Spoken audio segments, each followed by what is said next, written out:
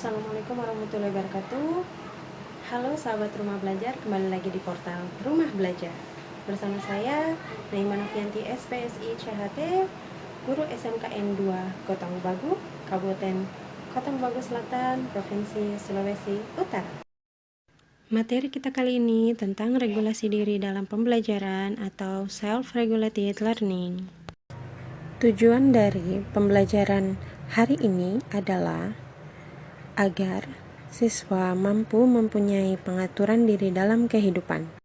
Secara harfiah, pengertian regulasi diri yaitu kemampuan individu untuk terlibat aktif dalam kegiatan pembelajaran secara mandiri.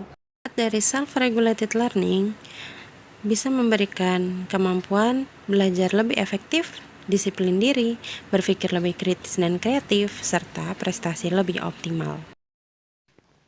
Fase pertama yaitu FORTAF, dengan cara menentukan goal setting, seperti target pekerjaan, target kuantitas, dan target waktu untuk mencapai tujuan. 3 hal penting dalam menyusun strategi pembelajaran, yakni tanyakan kepada diri Anda, apa saja hal yang dibutuhkan, manakah yang menjadi prioritas, dan bagaimana Anda mengatur jadwal. Motivasi diri Anda dengan mempercaya dan meyakini akan kemampuan diri. Motivasi diri Anda dengan target.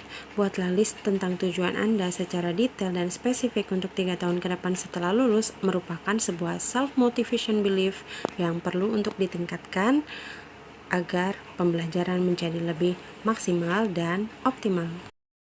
Fase kedua, yakni performance atau kinerja. Saat menentukan dan menyusun rencana, hal utama untuk dapat merealisasikan rencana yang telah Anda susun, yakni mempertahankan fokus, menghindari distraksi, dan menjalankan rencana yang telah disusun. Adapun kiat-kiat untuk mempertahankan fokus, yakni pelajari pola waktu, pelajari bentuk relaksasi atau refreshing gaya Anda, gunakan pengingat waktu atau timer ketika belajar, dan terakhir bertahap dan tidak memaksakan diri atas kemampuan yang Anda miliki saat ini. Sahabat Rumah Belajar, melakukan monitoring diri juga penting loh, seperti apakah sudah sesuai rencana, kendala apa yang ditemui, sumber daya apa yang digunakan. Sehingga pembelajaran yang Anda lakukan pun menjadi lebih optimal.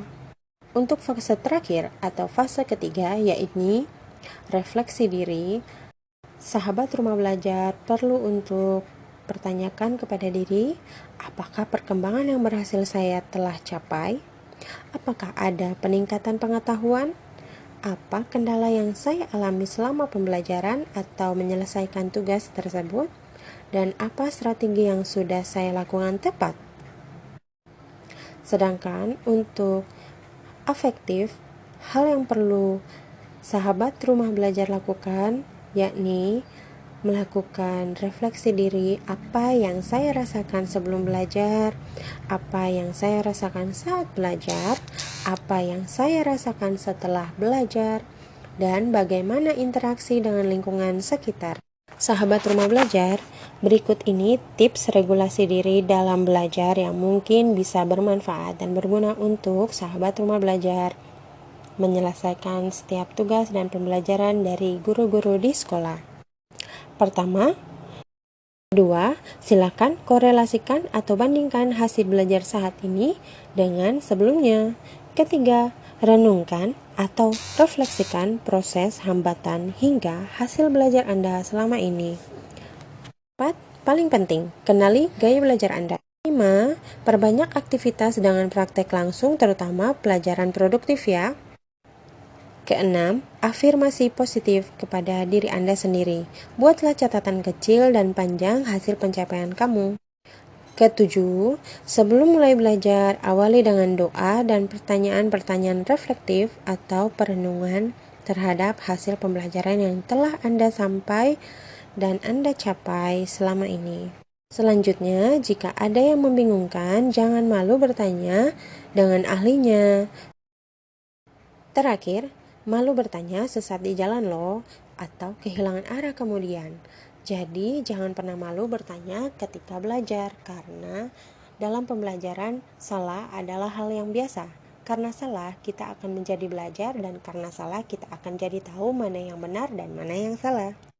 Jika sahabat Rumah Belajar masih bingung, Sahabat Rumah Belajar bisa manfaatkan guru BK yang ada di sekolah Sahabat Rumah Belajar untuk mengkonsultasikan dan mencari tahu bagaimana dan seperti apa gaya belajar yang efektif untuk sahabat rumah belajar selama belajar di rumah. Nah, itu tadi materi tentang regulasi diri. Bagaimana kita melakukan pengaturan diri selama melaksanakan pembelajaran jarak jauh dan agar pembelajaran yang kita lakukan tetap efektif dan bermanfaat bagi kita semua.